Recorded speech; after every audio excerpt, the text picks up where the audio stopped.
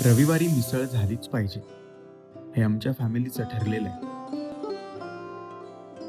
ही परंपरा ना खरी माझ्या आईने सुरू केली. माझ्या लहानपणी जेव्हा ती रविवारी मिसळ करायची, तेव्हा आम्ही सगळे तिला मदत करायचो. कोणी कांदा, लिंबू, कोथिंबीर चिरतंय, कोणी ताटल्या स्वच्छ पुसून घेतंय, तर कोणी नुसत्याच ऑर्डर्स सोडतंय. असं चित्र दर रविवारी आमच्या स्वयंपाकघरात दिसायचं. अशी सगळ्यांनी एकत्र येऊन तयार केलेली मिसळ एकत्र बसून खाताना तिची चव अजूनच छान लागायची. आई म्हणायची, "मिसळ म्हणजे मिक्सचर." ही मिसळ करताना घरातल्या सगळ्यांचं छान मिक्सचर जुळून यायचं. आम्ही बॉन्ड करायचो. आईला हेच कळलं असावं बहुतेक.